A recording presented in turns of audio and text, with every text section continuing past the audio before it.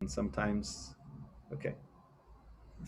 So I just wanted to acknowledge that all of this started when, Ak just mentioned, we should someday meet and debate about how and why, search funds is spreading around the world. That was some 3 or 4 months ago.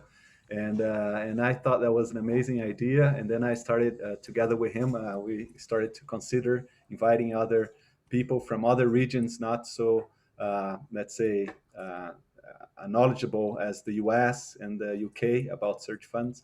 And so I'm very, very happy that we made it happen, and we have so much interest, and we have all these amazing panelists here. I prepared a number of questions for you guys, but before that, I was talking to Fernando on how we could make this more engaged, make people more engaged to it, and we thought about playing a game, in the beginning, about search funds, a typical Kahoot game. However, I think that I was thinking now that, as time passed so fast and this topic is so relevant, I thought that although the game is ready, I prepared with Fernando. We have 10 questions, it's a lot of fun. I think we will gain more, and I'm seeing so many smart minds here. I think we'll gain more if we put our panelists to actually, think and say about what they've been living. I think we will all get more from this very brief meeting than if we just play on search funds. I see that most of you know quite a lot of search fund already, so I think we should go straight to the point and work hard here to build up some knowledge and spread some knowledge on the spread of search funds around the world, which I have been happily witnessing to in the last 5 years or 6 of my life that I've been working with search funds. So before starting, Ben, I would invite our panelists just to introduce very briefly themselves, so you have to know what they've been doing. And I will start by inviting Karen Spencer. For you, please, just to introduce yourself briefly. Hi, everyone. I am delighted to be here. I'm Karen Spencer, COO of SearchFunder.com and one of the 3 co-founders of SearchFunder. You probably will see me the most and the most communications. I like to think of my role as just Chief Happiness Officer. So if you are unhappy with SearchFunder, please reach out to me. And if you're happy, definitely reach out to me. And I'm just delighted to be here. Thank you. Thank you, Karen. I'm very happy that you are at searchfunder.com. The only complaint maybe is that's too much information. But it's not a complaint, actually. It's like I just would like to be able to, to read everything that is there. Thank you. And when we first started, we had no information, so I consider that an accomplishment. Cool, thank you. Then Akram, you're in the other side of the planet. By the way, where are you, Karen? I'm in São Paulo, and you? We Okay, are all in Portland, Yeah, Oregon. So, but Oregon, I would love Portland. to be Okay, where Ak is right now because I love okay. Australia. So, Ak, where are Yeah, you? Perth, Western Australia. It's just Perth. on 10 past 2 in the morning over here, and I'm probably the only person awake in the whole town. But I thought I'd that's the backdrop up from the river of our city. So I thought so people who hadn't been to this part of the world might get a view of it.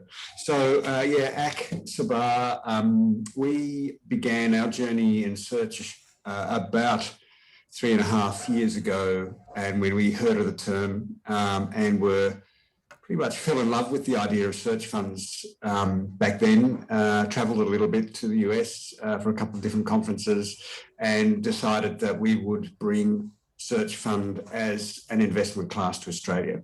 And that started with a business called Second Squared, which is to accelerate the progress of search and the concept of search in Australia.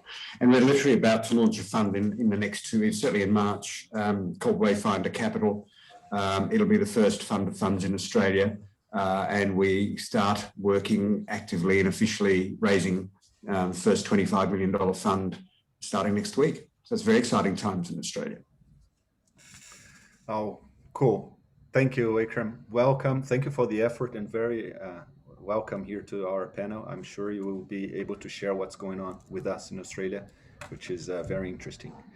And Santiago, are you there?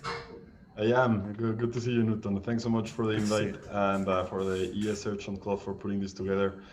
I wish I was a happy officer or something as Karen is, but I have a more boring job. I'm a partner at Cerralbo Capital, where we invest solely in search funds. We have invested so far in 29 search funds and 9 acquired companies. We are a team of 5 partners made by CEOs, former researchers, and people very involved with finance. And I'm seeing some familiar faces here among people we've partnered with and some that we hope we partner with. So very excited and grateful to be here. Cool. Thank you. Welcome, Santiago. From Mexico, right? You're there now. From Mexico City, yes, sir. Cool. And Rob, are you there? I think Rob is in Cape Town. I am, yeah, in Cape Town, South Africa. It's a pleasure to be here. Thanks for organizing and inviting me, and to IE and Search Funder for putting it on. It's also nice to see a bunch of familiar faces from the international search fund community here on the call. So let's see, by way of background, I'm Canadian originally, although I now live and invest out of South Africa. I grew up in Canada, worked in management consulting and private equity, and then went to business school at HBS, where I first learned to search, going on more than 10 years ago, which makes me feel quite old, actually, to think about it. But have been down in Southern Africa doing a lot of search-like small cap private equity investing since graduating from my MBA, and have been investing in search for the last few years myself, personally, primarily actually in North America. So started there and started quite traditionally, but then have been working on bringing the model to Africa ever since, and now run a firm called Ambit Partners that invests in search funds globally, and also raising our first fund at the moment. So I, with AK, can identify with the upcoming challenge. Cool. Thank you so much for coming. Okay, let's start. I have prepared a bunch of questions just to warm up our panel. And then, of course, you guys are completely free to join us after we finish a couple of rounds of questions. And I would start with Karen. Karen, I still remember when searchfunder.com was created. That was like, I think, 5 or 6 years ago. I'm not sure. But I remember when I came across the web, I said, wow, these guys are so crazy, because it's like, this is so small. Why someone is like paying attention to something, to an asset class that is so small and so let's say little relevant worldwide? And that was what I thought 6 years ago. And then my question to you is, were you foreseeing this growth that we are witnessing now around the world, or your focus at that time was because you saw the growth in the US? What did you think about when you started Search Funder at the beginning? Would you mind sharing with us? Yeah, I would love to. Mark and Luke had the idea to provide a service to the search fund niche when they were at MIT's Sloan School of Business. And they themselves realized that they could not break into the traditional search fund space because they just didn't have the network and access to information. Now, being MIT folks, they're like, this is something that's ripe for a platform. And looking at all of the data about aging globally, it seemed to make sense that this would expand globally. And in fact, the first thing that we did on Search Funder was to provide a map of all of the search funds around the globe. So we've always had a global view. Yeah, it's true. It's true. And actually, I have some print screens of those maps from years ago, and precisely where I can see, the evolution. So that's nice to see and hear that it was already started with this global view from the beginning. That's very, very cool. Very cool. Thank you. Thank you. Let's see. Now, Rob, I have a question for Rob. Guys, for you in the audience, the questions, just for you to understand, we prepared in a way that they are, let's say, somehow fast, and then we can, engage in fast and quick questions and answers, so that we don't have, let's say, some of us speaking for 5 or 10 minutes, which we believe to be a bit boring in panels in general. So we're trying to be a bit faster. Of course, sometimes it won't be possible, but that's the objective. So Rob, I have a next question for you. As you said, you're originally Canadian, but with a lot of experience in Africa. Do you remember when you first thought about, well, maybe there'll be room for search funds here in Africa? When did that came, cross your mind? And why did you see that coming? And what are the perspectives of search funds in Africa and in emerging economies in general today, in your point of view, as you invest globally? Sure. So I think one of the things that's most obvious is that the same demographic reality exists across the world, which is the older SME owners with no exit and retirement plan, and younger aspiring entrepreneurs who want to be the boss of their own company but don't want startup risk. So that holds true as much in Africa as anywhere else. So it's an obvious thing. We first, in my old fund that I ran before this one, we did a fully funded captive search in 2015. So we funded an entrepreneur to search and buy something, but wholly captive. So a little bit more like not a traditional fund with multiple investors. So was thinking about it even back then, 7 or 8 years ago. But then since then, I think, I'm just reflecting on it more globally. I think it's like the evolution of any asset class, right? You've seen private equity proliferate, venture capital proliferate, infrastructure, real estate, any form of alternative asset really. And search, it's just a matter of time, right? It started in North America, it's gone to Europe, Latin America. It's a natural evolution, I think, of any asset class. Thank you for sharing. Interesting. Now, Akram, if you don't mind me asking about that, but Australia has been, let's say, a quite developed private equity. It has, right, a quite well-developed private equity industry. And I have a question, which is, why did it take so long for search funds to arrive in Australia? And what are the expectations now with the arrival of search funds in the search fund model in Australia and in the region? Yeah, thanks, Newton, for the question. I think there are a couple of big reasons. First of all, it's been slow to come to Australia because that PE market is very conservative. In Australia, it's certainly not as its risk appetite's probably not as high as other jurisdictions and other cultures, and therefore partly that has probably throttled down the interest. And certainly when we started talking to VC and PE 3 years ago, I think we're almost thrown out of a few offices with get out of my office, what a stupid idea. But we're still in relationship with those people. And they're certainly getting quite interested now in talking about search. I think the other big thing is if you look at the growth of search funds worldwide, it's been fueled by business school activity. It's taught at universities. So the ETA program has really piqued the curiosity of interested parties, and that's really grown the whole community. In Australia, we still struggle 3 years in to even get the interest of a university professor to want to talk about this. And primarily that's got a lot to do with our focus in Australia on innovation and startup. A lot of universities, the university sector in Australia is pretty much funded from government, and when government's fueling startup innovation, all their programs, all their entrepreneurship type thinking at university tends to focus on that sector alone. So that's kind of in itself kept the thinking narrow and search not being as broad as it could. In terms of looking at growth, when we started out just over 3 years ago, we found that there had been 3 self-funded searchers who had searched and acquired. That's now grown to I think we've currently got 13 active searchers in the community, and 2 of those are funded. The others are self-funded. There's also one who is a sole source of capital. Who's looking as well at the moment. So just in 3 years, it's gone from 3 to 13. We think it's going to stabilise at around maybe 6 funded and 12 self-funded per annum coming into the market. And that's purely based on extrapolating population and numbers from the US and their experience of it, and going, well, if you normalize that in Australia, next 2 to 3 years, that's if it takes off, that's where we're going to kind of see it balance out.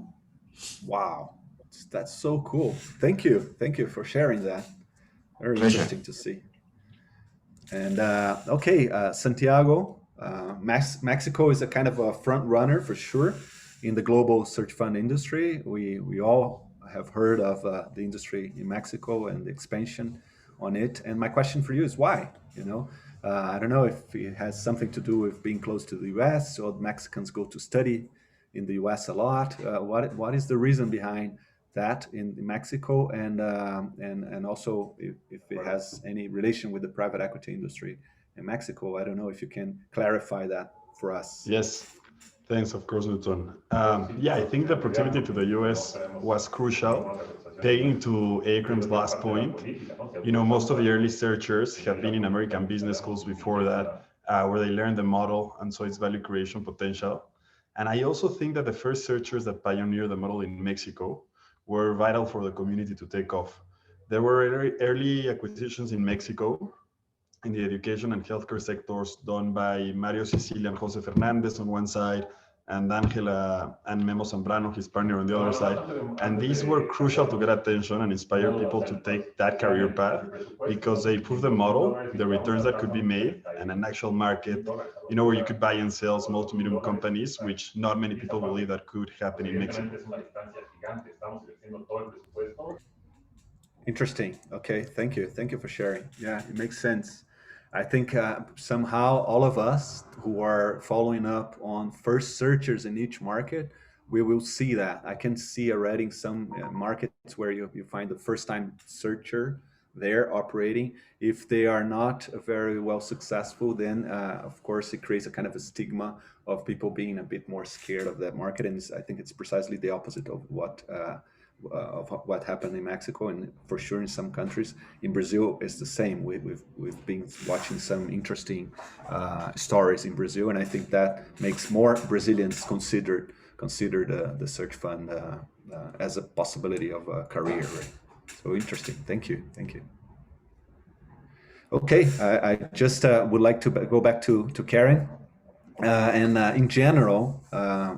I see traditional large American funds a bit uncomfortable in investing in search funds overseas. Do you think that the search fund industry needs a strong local investment community to thrive, or you think that few perhaps large funds will be able to make this industry to work? I think that a few large funds will be able to make it work, and the reason why I think so is that the search fund community is a virtuous cycle, and just as Santiago described. So what we saw when we first started Search Funder was that investors would not invest in SaaS or e-commerce or anything that sounded kind of techie seeming, and over time, we were able to build up younger cohorts of investors, primarily searchers who became operators, who then became investors, and they're much more comfortable with that space. We also see other SaaS and e-commerce investors being pulled into the search fund community. So what I think will happen is that as more searchers are successful and we have more high quality searchers around the globe, that virtuous cycle will kick in.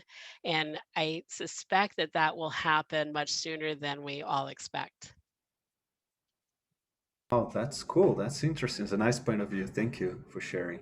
And I would like to take the opportunity to ask you if you could share any interesting information about numbers or insights from the data you have with regard to the growth of search funds outside of the US. I can share some data with you. I looked at some data last night, and I found some interesting statistics. So I just need to pull up the numbers to have them handy. If you, So if you look if you need at, some minutes, yeah, it's no, okay. It's That- fine. So okay. if you look at search funds outside the US, they're definitely becoming an increasing share of the proportion of overall search funds. And what I did was I looked over the last 20 years at search fund formations, and about 1 in every 5 search funds, whether traditional or self-funded, was outside of the United States. And then by 2019, that gap that percentage had increased to 1 in 3. So then I looked at acquisitions. If you look at what has been acquired over the last 20 or so years, the average is about 1 in 7 entities that were acquired were outside the US. But by 2019, that gap had closed to 1 in 4. That tells me that the knowledge is getting out there, that people are becoming more successful at searching, and of course, the overall percentage increasing. I at some point would expect that it could be even as high as 40%. Wow. Wow. Impressive. So it's justified our meeting here today. Yes, yes, yes. Thank you. Thank you. Okay. Cool. Very interesting data. Thank you for sharing. I never say if I must say data or data because you guys have different accents. But Rob, I think a good question for us to start exploring is that we all started in search funds looking at the typical by the book traditional search fund model in the U.S. And I would like you to share, as you've been doing global investments, what would be the top 3 differences that you find when comparing the typical, let's say, by the book search fund traditional American model compared to what you've been witnessing with the searchers and acquisitions you came across in Africa and other emerging economies. Would you mind sharing that? Yeah, it's a good question. I guess if we stick to traditional search funds only, because there's a comment there, it's actually easier to probably go self-funded in a new emerging market as a model choice. And if you are going to go traditional, it's probably a little easier to go solo because it's sometimes hard to find someone as crazy as you are to pioneer in a new market at the same time. But if we stick to traditional, I'd say there's really probably 4 dimensions that we think of as quite a bit different, or can be quite a bit different. So one is just talent. There's going to be fewer searchers in more frontier markets, so it's going to be easier to stand out. But then conversely, it's going to be harder to recruit and hire talent to scale your business once you do acquire it. So it's sort of a double-edged sword. Targets can sometimes be harder to find, or on thesis targets that are the right size, the right level of complexity.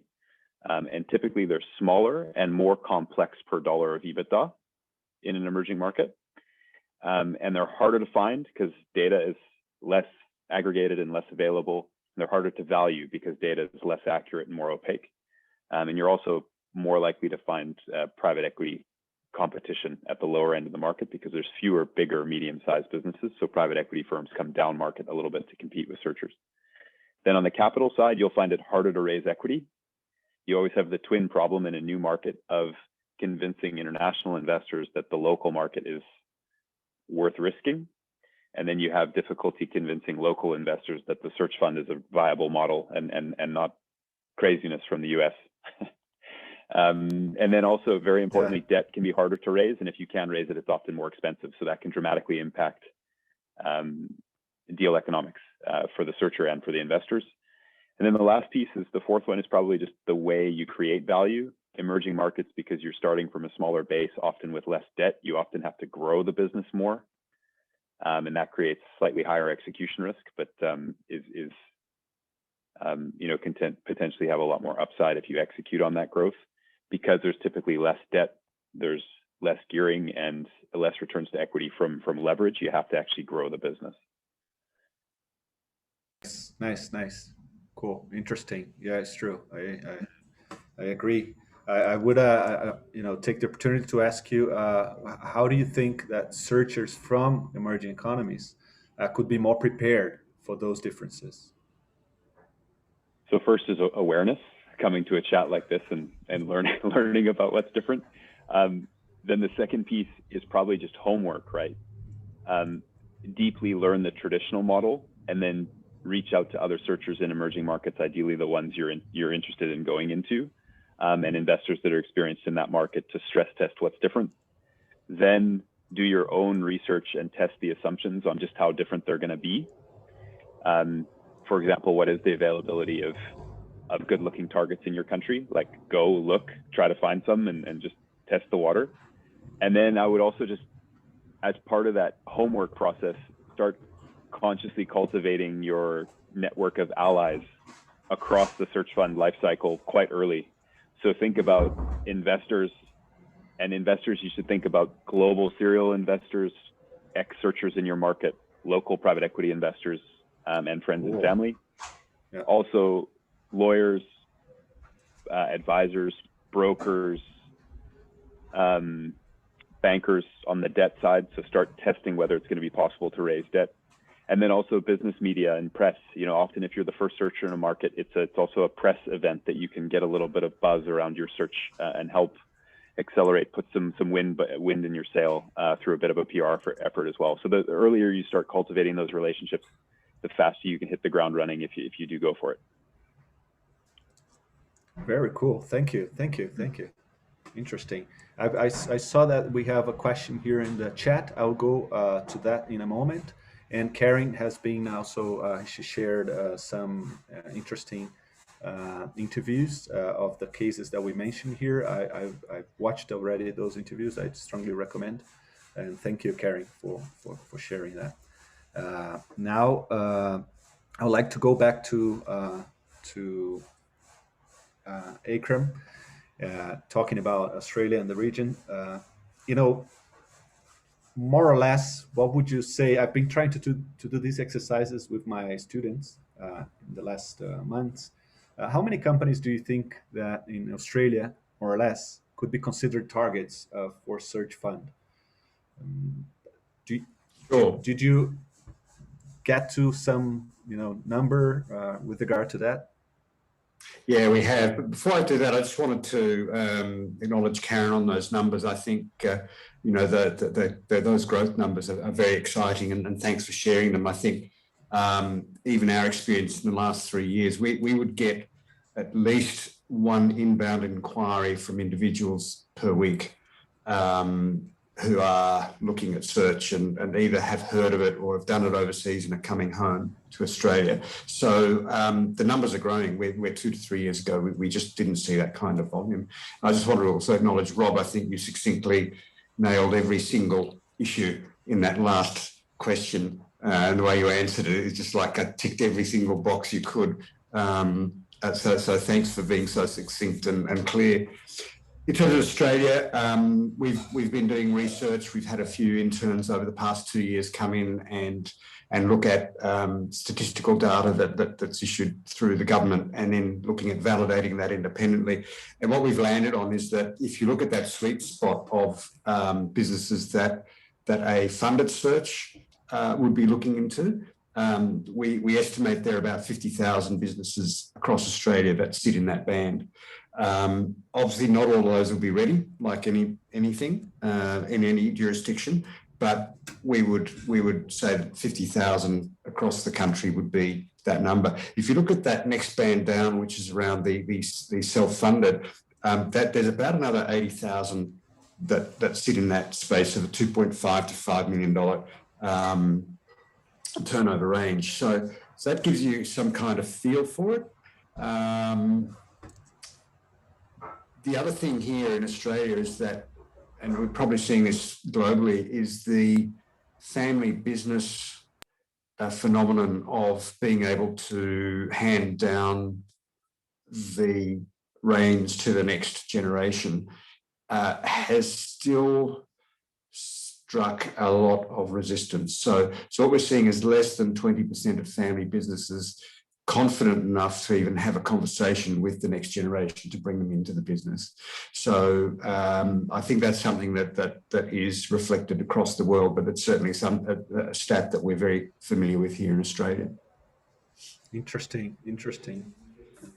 I would like to, sorry, I heard my own voice. I don't know from where, but sorry. Just to complement, I've been running these exercises in Brazil also sometimes with my students. And just for you guys, of course, it's a very approximate. It's very hard to calculate that. But we also came across a number similar to the Australia one. So it's about also 50,000 companies. Of course, it's it's a rough number, but you see that although Brazil is 10 times bigger than Australia in population, in terms of companies, target companies is a relatively similar market to which extent that I might imagine that we might have a kind of a similar potential in terms of search fund wise. Yeah, and I think the other thing to add is that in Australia, the data or the ability to get data on those companies is very restricted. That's why we haven't seen VCPE come into that market. And in so doing, what we found is that with the current searches, if you think about that typical conversation that's had about how do you go looking for businesses, you need a funnel. You need to go look at, what is it? It's to get, go to 400 to get 20 replies, and from there you might speak to 3.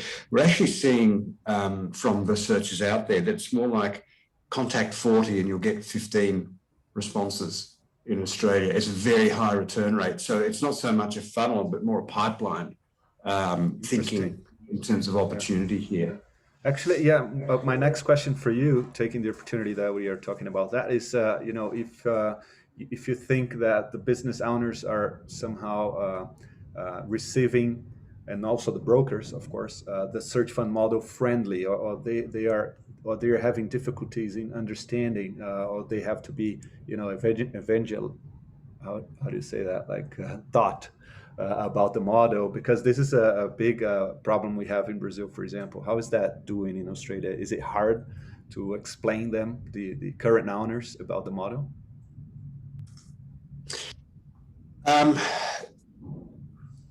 Do they buy the idea? I think it's look, once they understand it, they buy it. But I think that the big thing that we're doing, and when we're coaching the searchers in Australia, we're actually asking them to not talk about the model up front, because it's a bit like putting the cart before the horse.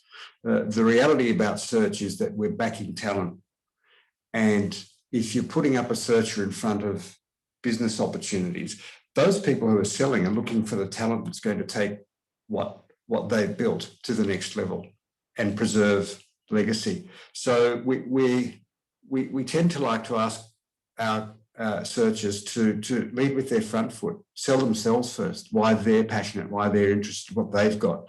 And then when the question comes up to, well, how are you going to buy my business? You don't look like you've got $2.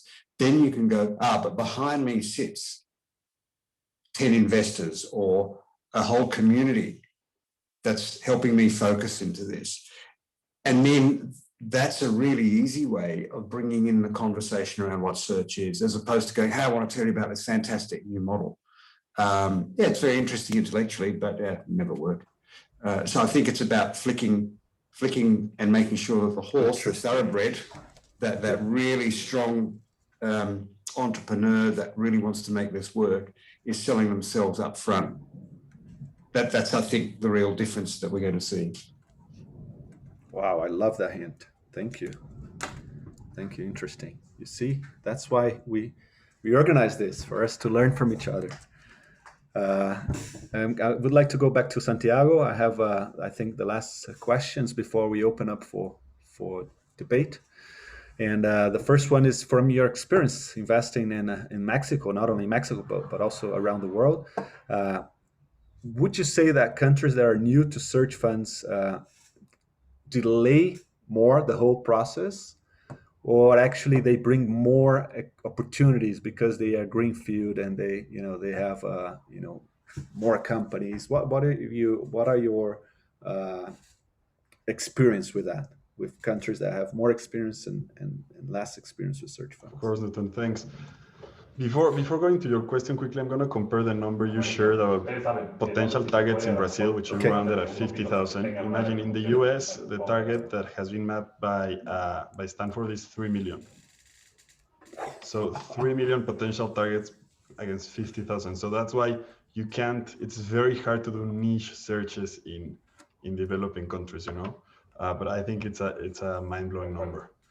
Anyway, a bit back to your question. I think that there is this idea that a searcher in a new country will be able to capture a unique opportunity and buy a great asset for a great value, sort of a first mover's advantage. And I honestly think that is not the case.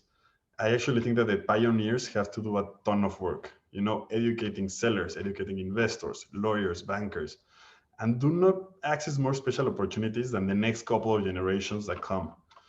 It is very important that when a searcher pioneers in a new market, she or he considers how transactional that market is, relating it to the numbers we just shared, because educating the system can be really tough, in my view.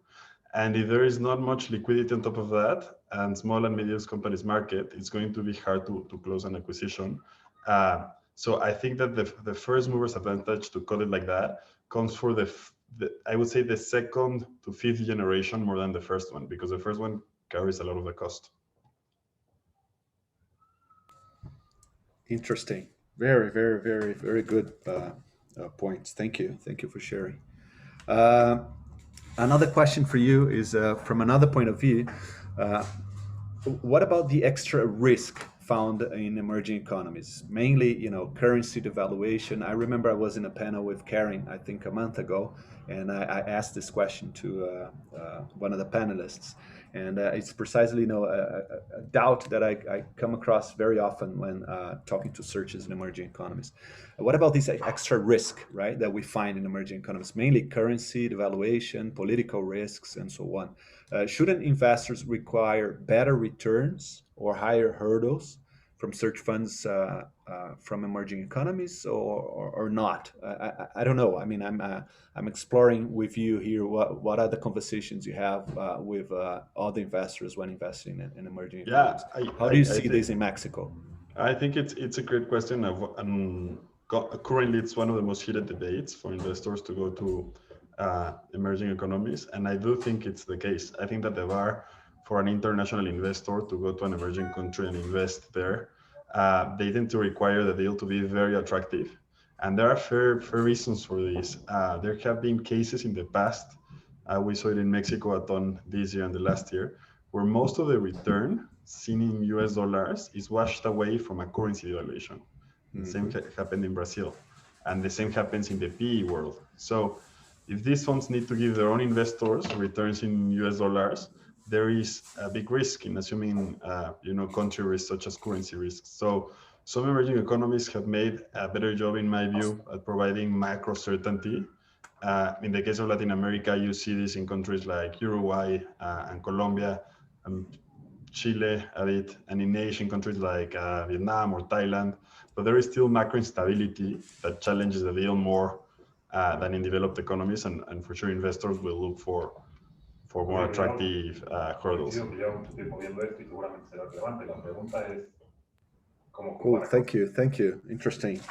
Okay, guys, I think I ran out of questions. Of course, I can have more questions because I love this conversation, but I would like to bring up some questions from the audience, and of course open up the room for other brilliant, smart people that are here if they want to comment or mention something. I don't know, Fernando, if you we didn't talk about that before, but if you wouldn't mind perhaps bringing some of the questions from the chat or the audience, or I can try to do that. It's just because I'm just reading them now. Sure, Nathan, we can try. Yeah, thank you. The first question was from Jose Vizcarrondo, and basically, like, he's concerned about the risk about, like, you have like this MBA with no experience in operating a business, and they also have no knowledge in the industry. So he's asking if we have like some failure rates about the searchers that doesn't find a business and searchers that doesn't are successful while operating the business. I can take a crack if it's helpful, or at least get us going on an answer. I think that the question is fair enough in the sense that it's the obvious thing that's going to jump out as risky in the equation is betting on young talent with very little experience. So it's definitely risky, but I think there's a few things to consider. One is, if it is a bad idea, it's a bad idea that's been yielding 30% plus returns for 40 years. So it's only bad insofar as it remains bad on paper, that the proof is a little bit in the pudding. And it's not to say that there aren't failures. So to your point on data, it's well documented in the Stanford study of North American searches and the ESA study of international searches. The back of the envelope numbers are roughly 1 in 3 searches fails to acquire. And then the payoffs of the 2/3 that do find, from there, it depends a little bit on the data set you look at, but it's usually about 75% of those acquisitions yield a positive return and 1/4 of them fail. So there's actually, in both studies, there's a really nice outcome tree that sort of explains the probabilities of outcomes across the asset class. And I'm sure you can get those reports are both easily downloadable. So yeah, it's about 1/3 fail to acquire, and then those that do acquire, about 1/4 fail. So a straight probability through is that a little more than 50% succeed, but it's really important to capital weight that success rate, because the search is a very limited outlay of capital, right? Like an individual search fund investor, like some of us, might do like $50,000 in a search, but then put $1 million into an acquisition. So if you fail 1/3 of the time on $50,000, that's not as important as succeeding 70% of the time on your $1 million, if that makes sense. So when you capital weight the probabilities, it's actually a pretty compelling success rate compared to, for example, startup entrepreneurship. I'd second what Rob said there. I think certainly talking to our contacts here in Australia that are in that startup sector, and you share the numbers that have come out of the Stanford reports and the ESA reports, etc. They're wowed by it. If you look at the numbers here, 1 in 15 startup investments through angel funding might actually get a great return. The rest they're pretty much ready to lose their money on. So purely based on the research and certainly what Rob just said, it's far better option purely from a numbers perspective. I think the other side of this is the human perspective, which is if you look at the growth of any business, even in startup, the original founder tends to be the technician specialist who's come in with the passion and the idea, and at a certain point in time they need to kind of move aside to let the passion, or the people who are really passionate about running a business and understanding the growth of the business, to come into play to run that machine while they continue working on their passion and their technical specialisation. I think we see the same in that mid-tier market space, where the businesses might have been founded by people who are passionate about whatever they're doing in their technical specialty, and in many cases have probably reached an age or an energetic flexion point, which is around maybe I'm not up for the next stage of growth here. Maybe my horse has been run here, and I need to hand it over to somebody else who'll look after it. And I think from that perspective, anything, there's always a chance of businesses failing, as we know. But because we're looking at, as Rob said, acquiring something that's already a going concern, there's already less chance of failure. By putting somebody green into that role, but passionate enough with the right coaching, and you've got a whole board sitting around you of investors with that talent that's sitting behind you, you do tend to mitigate the risk. Interesting. We have a lot of questions coming in. I would like, there is one that is interesting. I think it's valid for Mexico as well, but we have a question here about Spain, and I would like to invite, I see that Miguel Albero, Mick, is here. If you don't mind, Mick, Mick is a big investor in Spain. She's asking if Spain is overcrowded already. Would you mind sharing your opinion? Thank you, Newton. In my modest opinion, we can see in Spain a large evolution on the search fund ecosystem from the last, I would say, 7 to 10 years.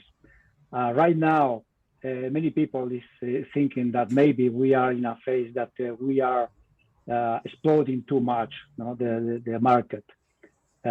In my modest opinion, I don't think so. I think there is a lot of opportunities in Spain. It's true that we have a lot of people working in the ecosystem, a lot of talent involved from searching good opportunities. But I think there is a huge market. The thing is to work in a way of on the, I would say, in the proprietary mode to find good opportunities. Okay. Yeah. I think you have to go more than trying to work with a brokerage business, trying to investigate a little bit more, to spend much more efforts, trying to find these good opportunities in the Spanish market. In my view, this is the key point to find good opportunities for us, no? But I don't think that there is a crowdfunded right now. Okay. Yeah. Interesting. If Mexico, I might jump in that one, because I also saw the same question for Brazil in the chat. Yes. And I agree with Mick, the market, I don't think it's saturated at all. The only point in where Brazil or in Mexico? In Brazil, Mexico, and in Spain. I don't think in either of those countries it's saturated. I think that what you see saturated points is with broker deals. So if you are trying to search for deals through brokers definitely have more demand from more search funds because all these countries are growing a ton. But if you do it more from the proprietary way, reaching out yourself to potential sellers, I don't think there is saturation or close to saturation in any of these countries. Cool. Interesting. Yeah, I completely agree with you in the case of Brazil. Totally. There's another question that is really interesting, and it's from Chao. Basically, he's asking how exit strategies differ from emerging markets to developed countries.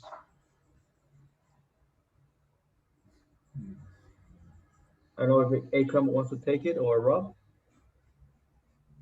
Sure. I don't know if sometimes in the search world it's difficult to use the term emerging market because, as Akram's explained, Australia is an emerging search economy, but not many macro investors would call Australia an emerging market. But I think the question is probably more emerging markets in the macro sense. So happy to kick things off. Look, I think the reality is there's fewer exits to really draw strong conclusions from, right? A lot of search funds are in their first sort of vintage and still searching or certainly just acquiring, and so it's difficult to say how it's gonna pan out. I think the three broad exit paths are largely available in emerging markets just as they are back in North America. So that's a sale to a strategic, a sale to a private equity, or a leveraged refinancing or sort of management buyout by the searcher, getting their investors off the bus.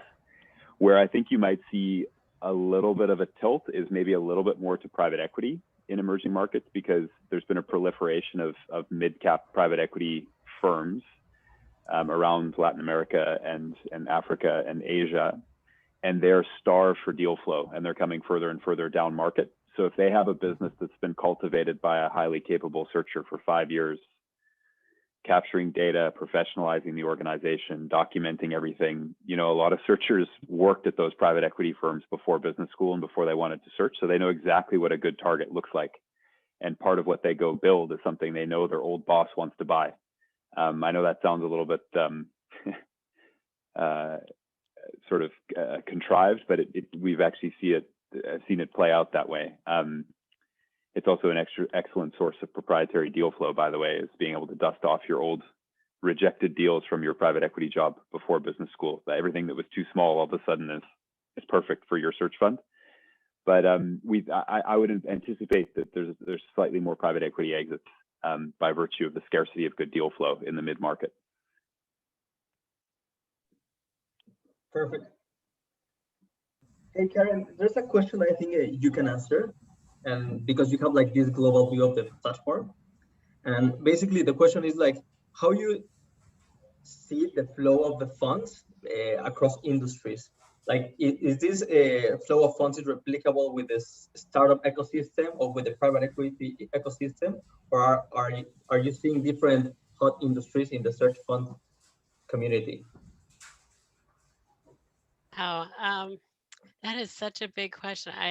I'm not sure if I can answer that directly. So is the question, are we seeing searchers looking at different companies than private equity? Maybe we Yes, could and also, invite Van Meet to Yeah. clarify the question. Would you Yeah. mind, Van Meet? You're mute. No, you can come in on speaking. I think it's easier instead of typing, if you don't mind.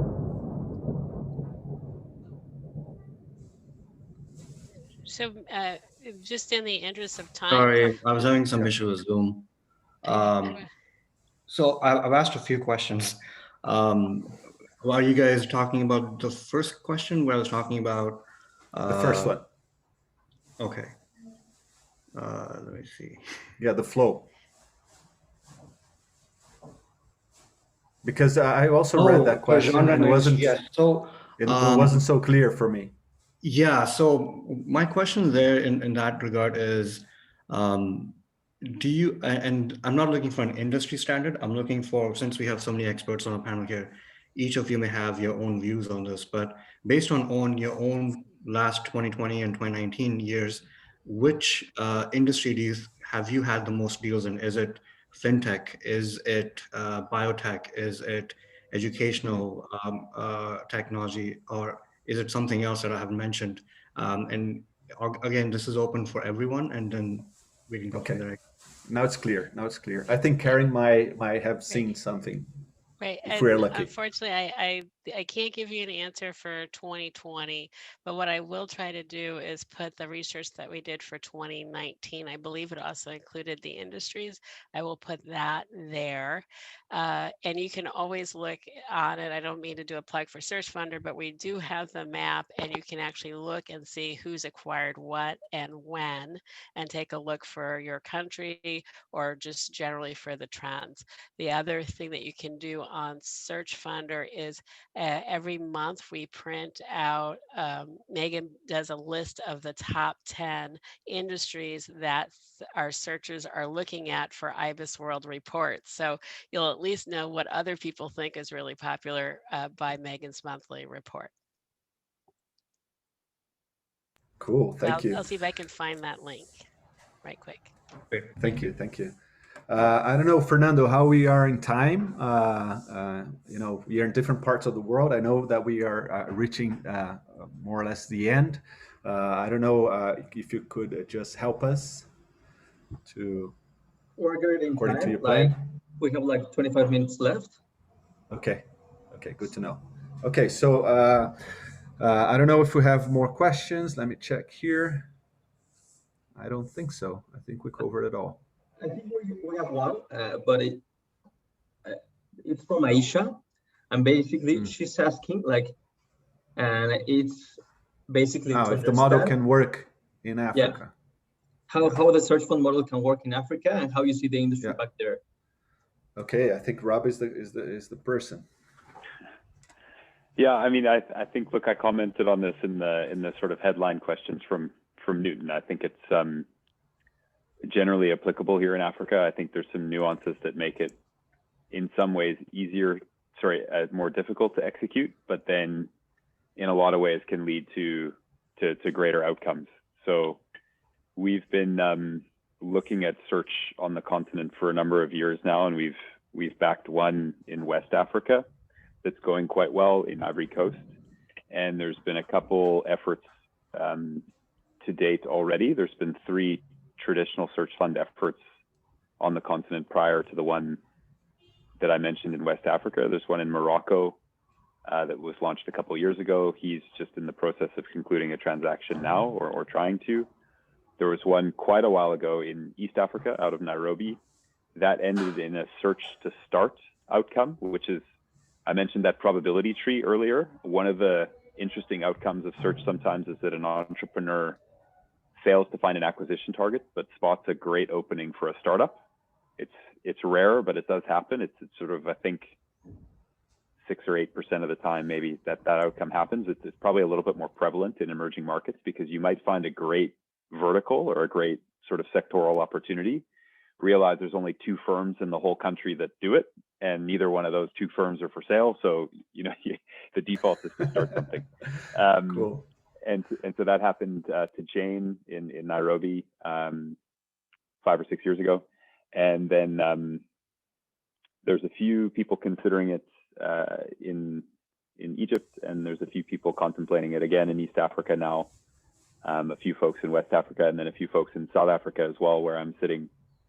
There's some people contemplating launching search, but I think a lot of people give pause to the traditional model in African markets because it's just not yet established as possible. So the tendency is to go self-funded and do things in a little bit more of a flexible entrepreneurial way. But that doesn't mean that traditional search can't work on the continent. I think it will. It's only a matter of time. And by the way, great exits. We mentioned that catalyzing the ecosystem in Mexico. I think if a couple early African searchers can do well, prove real returns against all the sort of like headwinds on paper, I think then you could have a rush of talent coming into search on the continent. Cool. Thank you, Rob.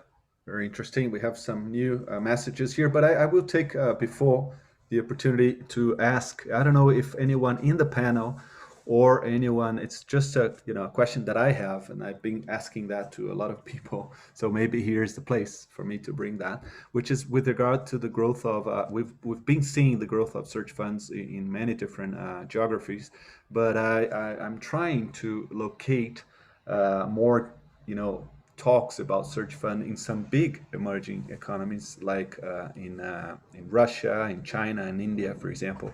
And I haven't found too much. I don't know if any one of you feel,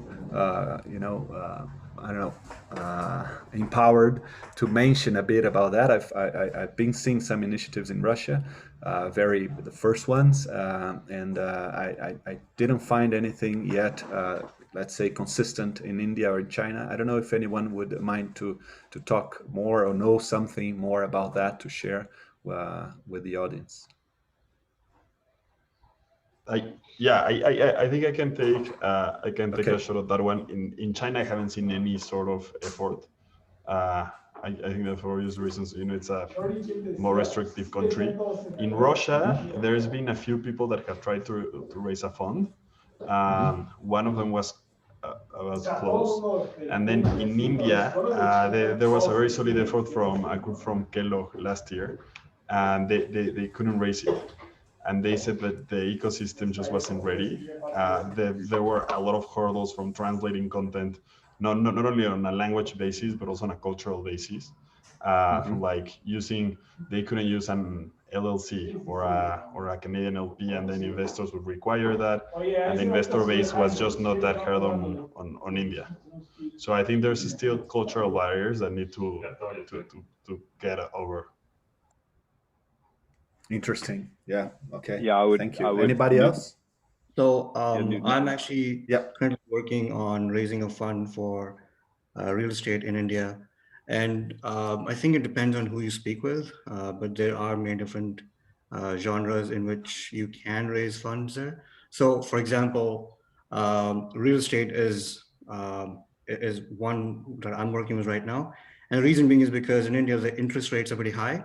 So if you raise a fund in India using funds in North America where interest rates are low, it is a really good business model.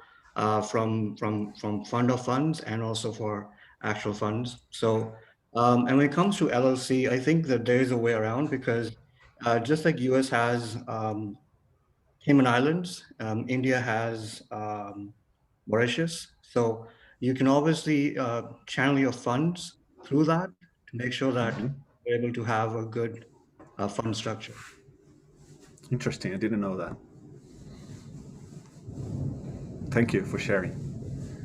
Anybody wants? Sorry, anybody else would like to? I think the China question is a big question. No one doubts the opportunity. Having been there a few times for business, it's very exciting. But apart from the cultural considerations and differences, I think there are so many differences in the way that you have to operate and run a business in China. The risks are pretty high for people offshore. You know, here in Australia, we've been asked a number of times, would you invest offshore? The answer is not today, but soon, maybe in a few years' time. Once our first fund is away, we really just want to catalyse the Australian market first. But in the future, we would be looking at offshore. But China is, in my perspective, too high a risk right now. Thank you, Akram. Okay, so I don't know if we have more questions. Otherwise, I will make a kind of a round. Yes, okay. Please. Again, this is open for everyone, but based on your own research, have you guys found how do you align non-monetary assets such as domain knowledge, domain expertise, in making sure the deals close? Any experience you guys have on that? Do you mean before the searcher's fundraising? Or, I mean, when we're selecting the searcher, or when you're already, I don't know, what do you mean? When you're ready to actually invest in a company, either for any reason, it could be LBO or anything like that, but sometimes if someone comes from a banking background, it might be easier for them to do fintech than someone who's coming from biotech to do a fintech. Something along those lines, someone who understands the industry more and can value this money. Yeah. I'll try to understand from my point of view. My point of view, I've been doing some investments in the last years as well, and that is a good question. I think that you guys, I mean the searchers, you know your strengths, and you know what you know, and you know where do you want to get, and what are the your past life that you might lean upon to use in your way. And I think that this is something that of course we count if we're looking for a company that is, I don't know, let's say in the retail business, and you've been working in retail before. Of course this will count in one way or another, but the other way around as well. If we are going to to perhaps a business that is more into service, and you have a retail or a financing background, we'll see how that match. But I think that from my perspective, at least, somebody was talking to me the other day about how who should lead the way, if that was more the investors or the searcher. And in my point of view, for me, it's so clear that the searcher is the entrepreneur, and the investors are people that will help the entrepreneur to have a higher chance of succeeding. So in that sense, of course, we will see what is the correlation between your past and what you want to do and where do you want to get. And but we as investors, I think, when I say it this way, it's we there to help you, to push you, to support you, and not to show you the way. Let's say, I don't know if I answered you, but there's not a right and wrong answer.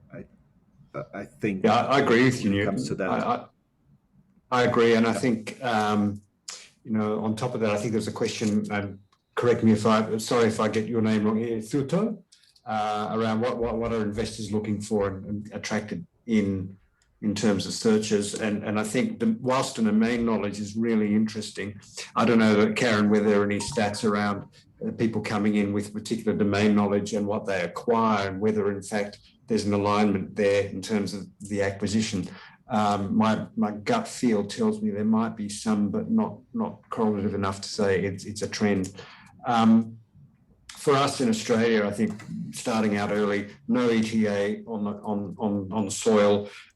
We look at a couple of things in what we're looking for in searches, and apart from an absolute passion to want to do this and drive to want to run their own business, a couple of things come up. First of all, how self-aware is that person around what is their skill, what is not their skill, and how they buy that skill in the search process as well as in the acquisition and running process. So what is your level of awareness?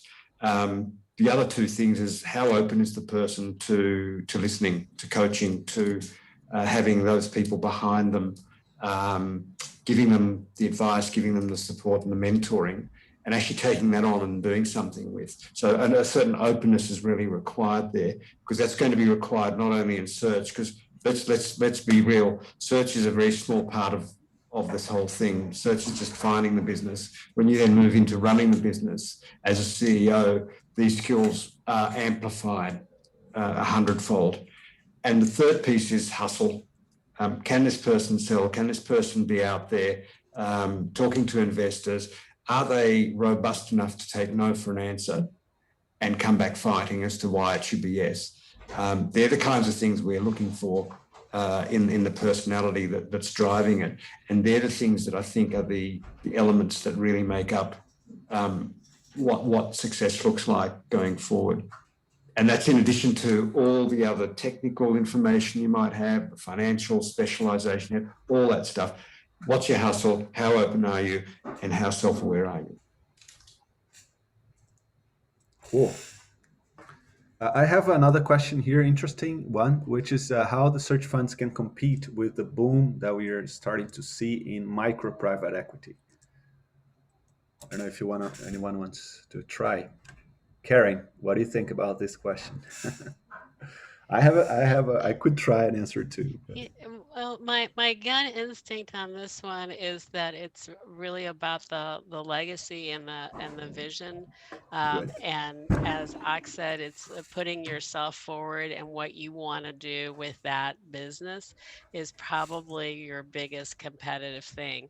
Because if let's say private equity is coming down, you may not have the same amount of funding. You may not want to spend the same amount of money on a company, and so you got to have that story. It doesn't mean that story is always going to be successful, but it will land on the right person, hopefully at the right time, so that you can do an acquisition.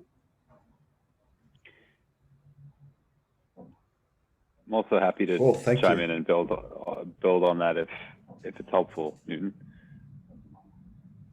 Sure. I think the personal one-on-one preservation of legacy is a huge piece, but there's other elements of a transaction and the characteristics of a search fund as a buyer that can make a big difference even against micro-focused private equity players. So I think there's commitment to the transaction. So a searcher is obviously one and done and all in on the deal, versus a micro private equity player is building a portfolio by definition. So that with sellers can rub them a very different way. The other thing is the value creation mechanism. Obviously, a searcher is usually in it for the long haul to grow the business, often organically, and isn't trying to cut cost or drive synergy or re-gear or sort of structure the balance sheet. So it's a more, call it organic style of value creation that often resonates well with sellers. Another is closing speed. When you're only working on one transaction and you're genuinely giving it all you've got and you're trying to close, you give sort of you're fast, you're responsive, you're turning questions quickly, you're addressing issues quickly. A private equity player is often juggling multiple transactions at once and a live portfolio at the same time, so they can be a lot less responsive. The other is the post-deal role that an owner can play. A search funder usually wants to, or a searcher usually wants to take over and run things right away. So you can offer an owner a quicker and cleaner and more expedient exit, because private equity firms are typically only majority equity investors and they want the owner to stay on and run the firm.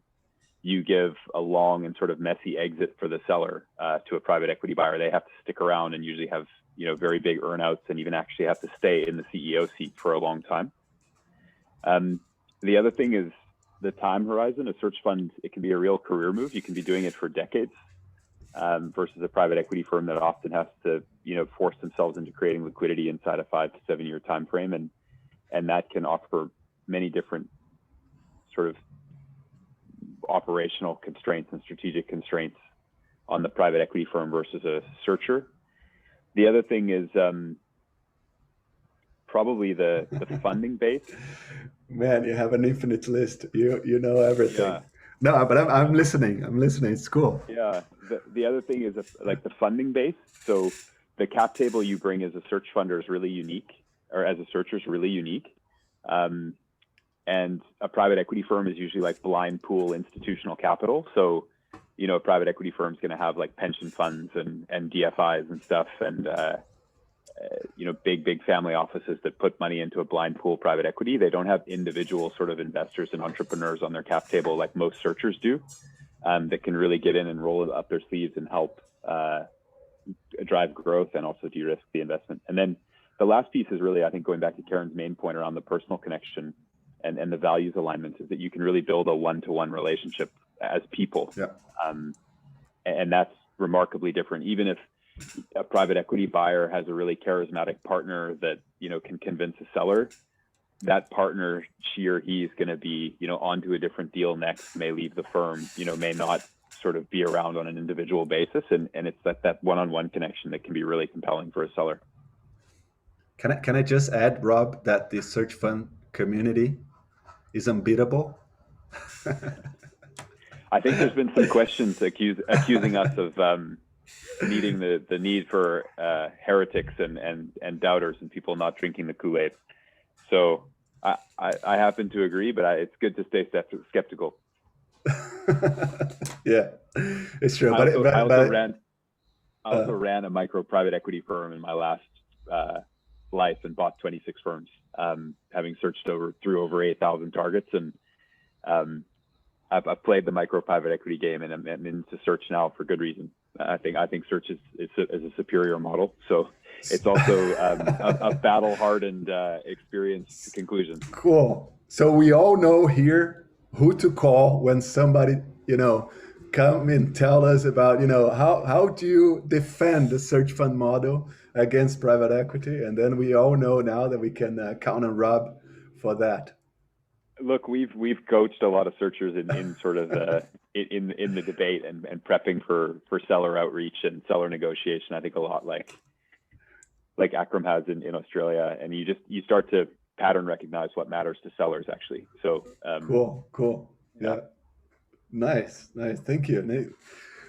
That was amazing. Actually, just on that, Rob, I think if there are people out there looking at search as an option, not only go and talk to other searchers and investors, but if you can somehow go and find the people who've sold.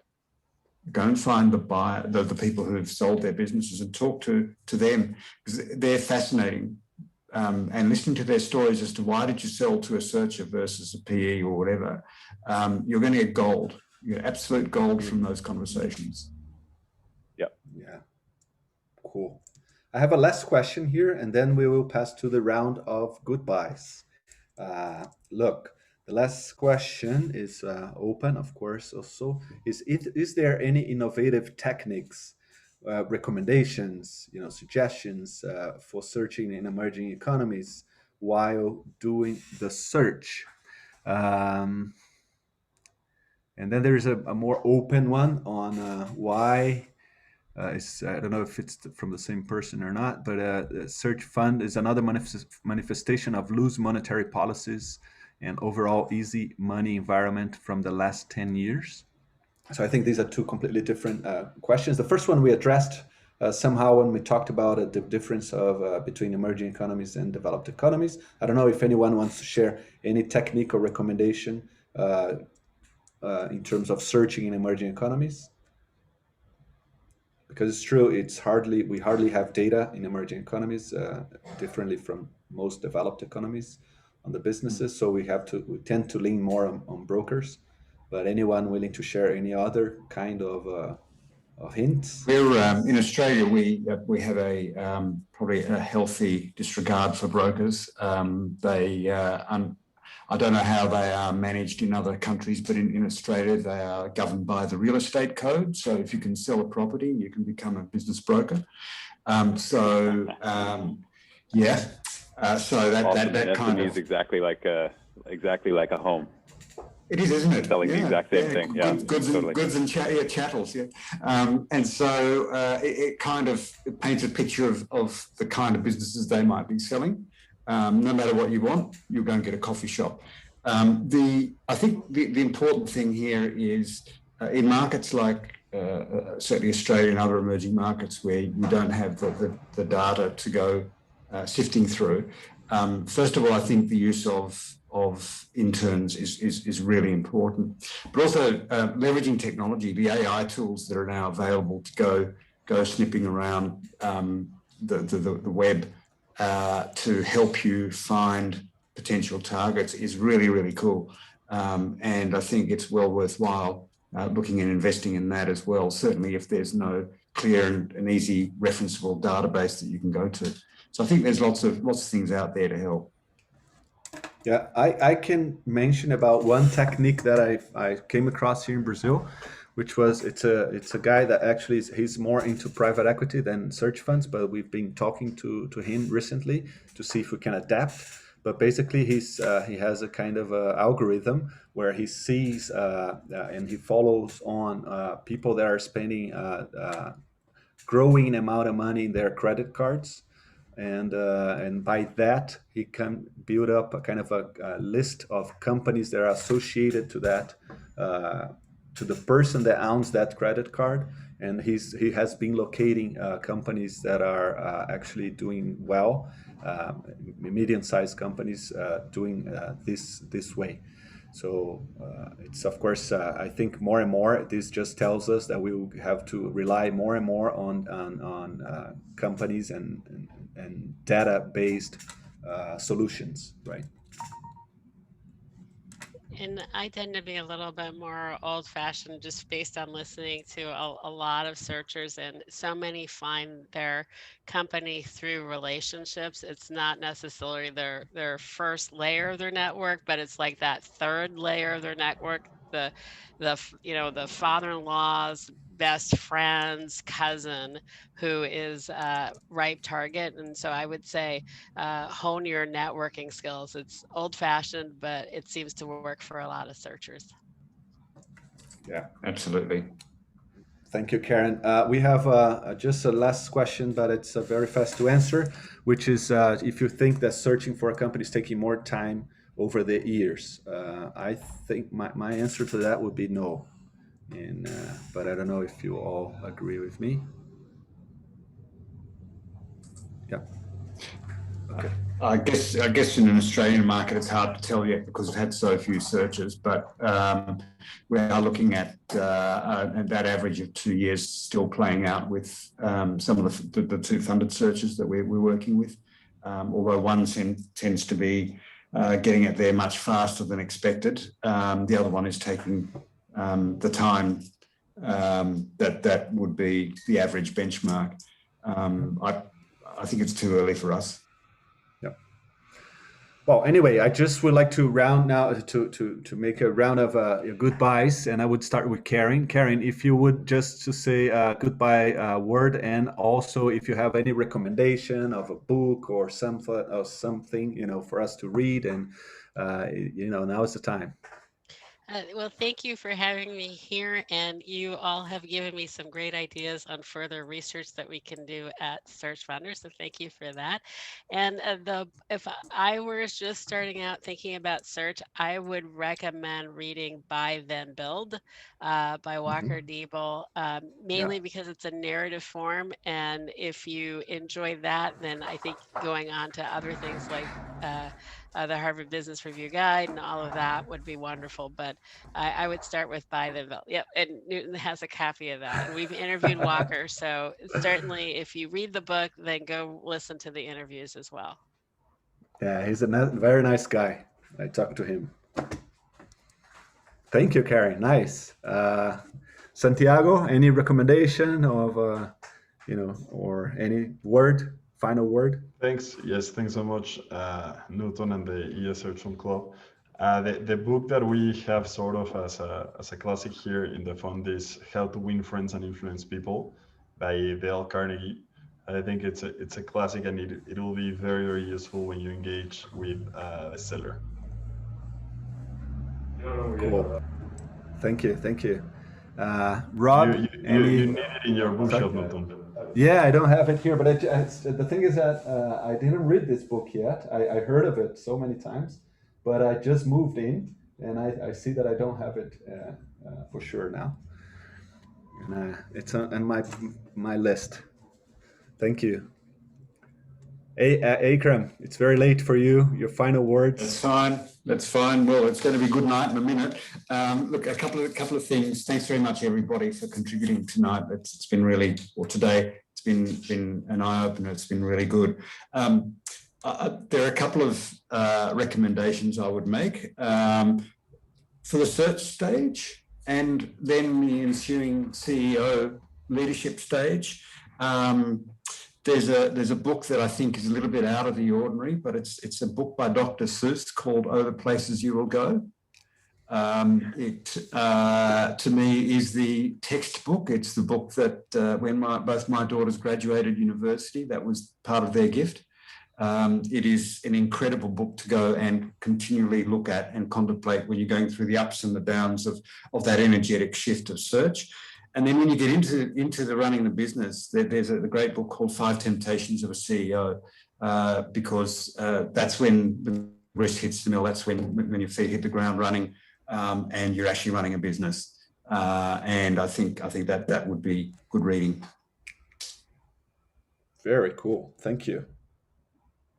If you don't mind, Akram, before you leave, just to write down in the chat. I think it makes it easier for people to find the name of the books and the authors. And finally, Rob. I think in the interest of time, I'll just give a sincere thanks to you, Newton, and the IE Search Fund Club and searchfunder.com for streaming it. It's been a real pleasure, and I'm humbled to be a part of the panel. I'll save on a recommendation because I think we're up on time. Okay. Thank you. I don't know if Fernando now. Well, from my point of view, that's the book I've been. That's the second time I'm reading. Actually, it's Traction, and actually I learned from the Searchers. Searchers taught me about this book, and investors, colleague investors, and I think actually one of them is here. João is here. João, thank you. And it's a very, very nice book. I'm reading for the second time now. And I don't know if this is better for the, as X said, for the second phase. It's I think it's better for after you acquire the company. And I don't know, Fernando, if you have some final words. Yes. First of all, thank you everyone for connecting to the event. It was an amazing event. Every time we learn new things. And also as a recommendation, I would recommend to read the Buying a Small Business Guide. I think it's really good for searchers. And it's by Richard Rubach in the Harvard Business Review. This one here? That one, yeah. I think it's a must. Okay, yeah, that's good too. Okay, so having said that, I would like to thank you so much, everyone, for being here. I will be staying around for some minutes more, just to, perhaps to say hi to some friends, and whoever wants to stay around, of course, you're welcome. And but now officially we have our agenda closed. I would like to thank you so much, Fernando, for putting this up together. Akram for having the idea of organizing that and coming and showing up and sharing all your knowledge from this part of the world. Thank you so much, Santiago, also from your insights, investing all over, and Mexico, Rob from Africa, and also investing all over. Caring from your amazing initiative, the Search Funder. I'm a big fan of yours. And congratulations. And thank you so much, all the other friendly faces that are here and participated with questions. Meet, thank you so much for your questions. Very nice questions. And so we can declare our meeting closed. Thank you all. Cool. Thanks, Newton. Thank you. Thank you, everyone. Thank you. Thanks, Fernando. Thanks, Newton. Thank you. Thank you, Karen. Thank you. Thanks, Matthew. Bye-bye. Thanks, everybody. Good to see you all. Good night, good sleeping, Bye-bye, Ak. Ak. Yeah, thanks, Karen. Enjoy your day. See you, Rob.